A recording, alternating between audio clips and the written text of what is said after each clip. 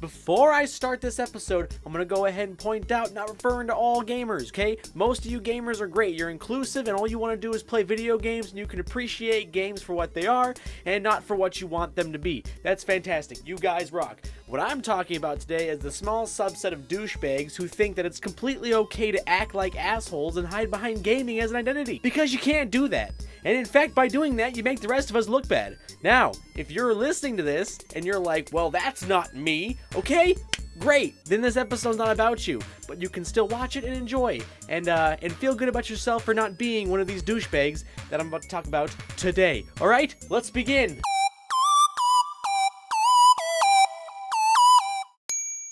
I would first like to take you guys back all the way to the year 2004. I'm sure most of you don't know or care who Peter Molyneux is. Peter Molyneux is the lead designer behind the famous game Fable. Obviously, it was a good game back in the day, but there's one part in particular I want to talk about with this game in general. Now, when the game was originally set to release, Peter Molyneux did this thing that gamers now call the Molyneux cycle, where he would promise something and then not deliver, and then he would basically bag on the old game when it was time to make a sequel. You know, it was kind of like, oh, well, you know, you can do this, and then it doesn't happen, and then he's like, well, that old game sucked.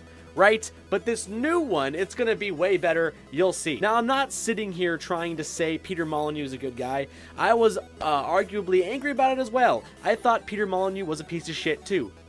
But I don't think he deserves death threats. Now, when Peter Molyneux was making the game, he made a promise to his fans that were looking forward to the game that in Fable 1 you could plant an acorn and it would grow into a mighty oak over the course of the game.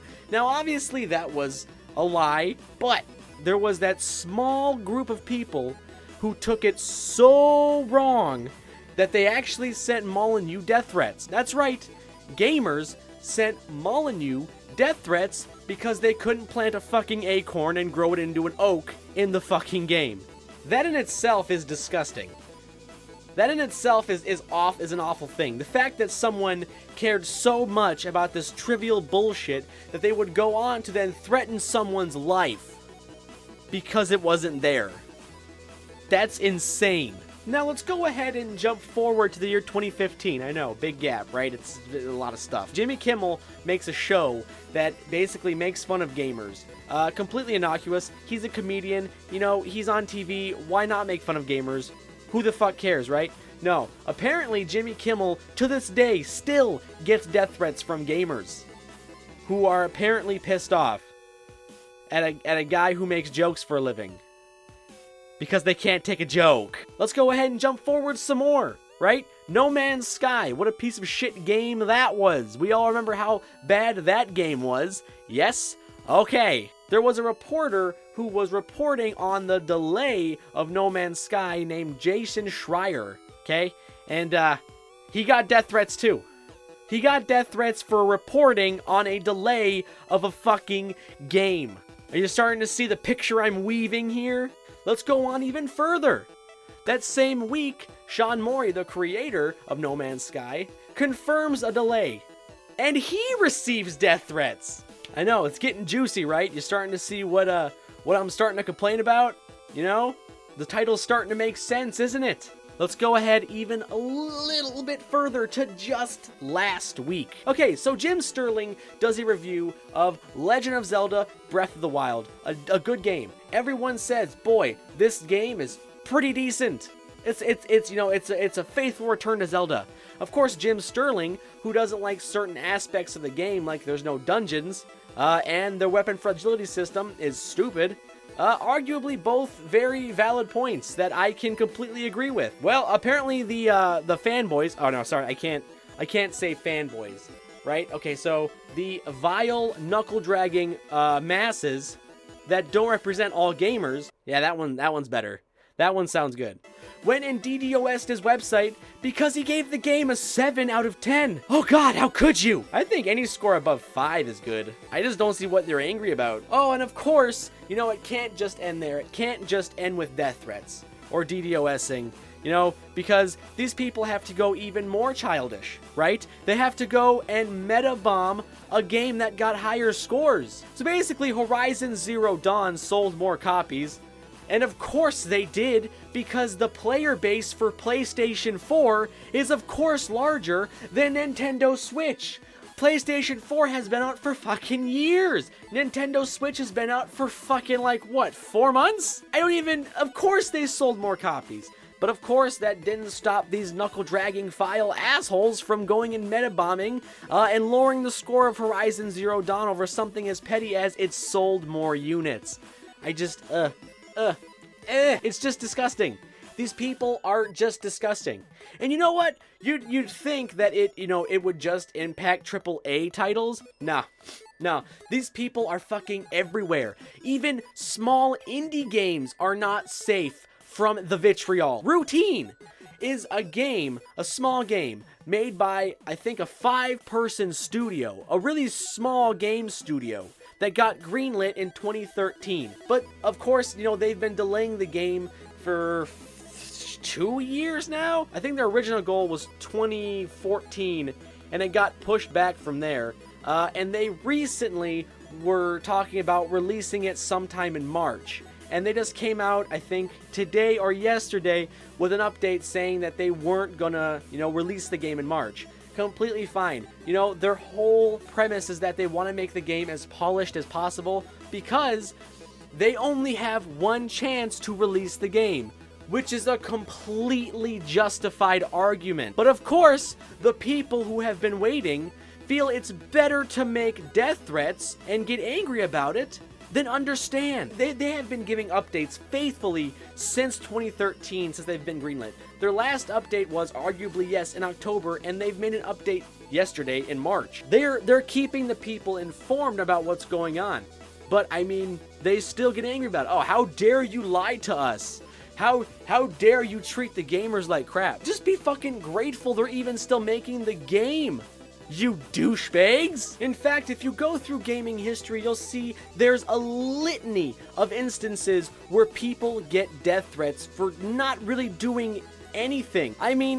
Fuck, let's go back to No Man's Sky. Sean Mori and Jason Schreier got death threats for just reporting on a delay. Something as innocuous as, hey, the game's gonna be pushed back for a bit.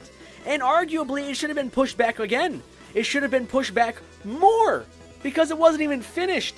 It was a half-made game, and they still released it. And you gotta wonder if the fans acting like this made the game suck. And I don't mean like they gave input to make it suck. I mean like they pressured Sean Mori and his studio into, releasing a half-finished game because they were so vitriolic and mean. I have to wonder if that's what happened. Personally, if I was a game developer and I was getting death threats, I'd be like, fuck, put the game out there. I don't even fucking want to make it anymore. What's the point of making a game for a bunch of assholes who don't even appreciate it? And I really don't want to go back to Gamergate because that was a whole can of worms a couple of years ago, but can we please just stop fucking acting like that was about game journalism and wasn't about sexism? Even if that's true, are we really gonna argue that the appropriate response to that is threatening to kill someone and harassing them?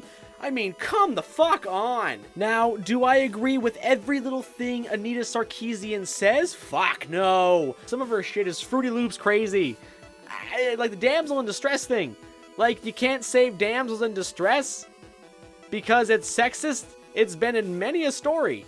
Using it is more of a cliche than it is misogynistic, but I don't think she should get death threats for fucking saying it. If her point is, well, you can't have damsels in distress because it's sexist, and your response is, go fucking kill yourself, I think you've kind of lost the argument at that point. That is just, I don't understand it.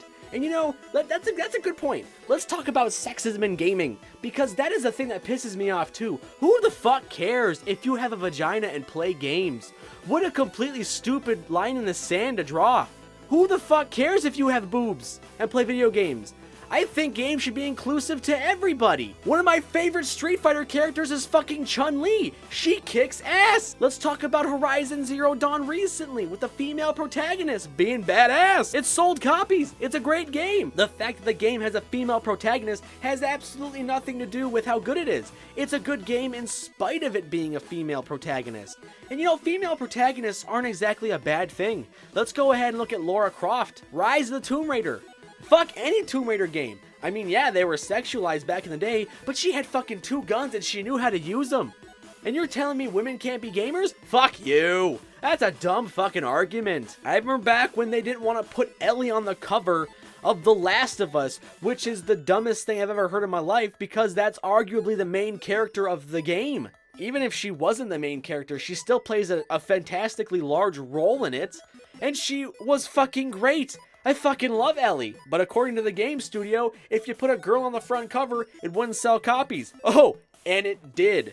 So fuck you. At the end of the day, what I'm really trying to say is, if you're out there basically making someone's life worse because of video games, you're the worst kind of person ever. And you probably voted for Trump. Still to this day, I don't even understand what even the reason is for all this vitriol. Where the hell does it come from? Since when is a death threat an appropriate response to a game you want not coming out? And since when is a female playing a video game so fucking offensive? I don't get it. Who the fuck cares? I love video games as much as the next guy, but I don't care about them so much that I think people who make them wrong should die. And I sure as hell don't think your gender dictates that you should even play games. There are people I know out there who have penises and don't play games. Because apparently there are just some guys out there who have just such small testicles they can't handle the thought of a woman playing a video game. That's sad. Like, your penis is just so tiny that just the idea of a pair of boobs bouncing over a controller just gets you so riled up. Damn, dude, that's fucking pathetic. That's really fucking pathetic. I guess at the root of the issue, I just wanted to complain about it for a while, because if you are that kind of person, if you've ever gone to a No Man's Sky forum and told someone who didn't like the game to go kill themselves, I want you to maybe rethink your life a little bit. And if you're not that person, if you've ever seen someone threaten someone's life or harass another person for either not making a game in time or being a female or not being, quote, a real gamer, I want you to go ahead and take that person and I want you to verbally bitch slap them in the next Tuesday. Well, actually, I shouldn't say that. I don't want you to harass people who harass people. That's not something I want you to do. But I want you to be a defender of people who don't deserve this kind of bullshit. You know, even if you're Peter Molyneux and you lie through your teeth, you know, for 5 years straight, I still want you, you know, to be a safe individual. I don't even think people who lie a lot deserve to be, you know, threatened with death. You know, I don't ever want the appropriate response to something as stupid as a game delay to be death threats, because that seems like such an extreme response to something so minuscule. As a closing argument, I just want to express my love and joy for real passionate gamers who can take a bit of criticism and who can levy the same kind of polite criticism they receive on other people. Alright? I love you guys. The ones who can play nice, you guys are beautiful. I love you. You're my favorite. But the ones who are out there actively trying to make other people's lives suck for something as trivial as video games, take a fucking chill pill. If you're a good gamer, be a good gamer. If you're a shit gamer, stop playing games. As far as I'm concerned, you don't deserve to play games then, because you should just lose that right, because you're an asshole. And if I ever see you fuckers on a forum, you best believe I'm gonna attack ya. Not physically, because that would be extremely, extremely, extremely uncalled for. And I'll never death threat you, because it'll be extremely, extremely, extremely uncalled for. You see what I did there? Where I was like, a forum post doesn't deserve death threats? I'm sure you fuckers think so, though. Go fuck yourselves! Hey! Yeah, I see you typing in the comments there. Stop it. Stop complaining. Instead, you should click that video up there in the corner. That's pretty much video style chill pill. You should take it. And also, guys, thanks for watching. Bye-bye!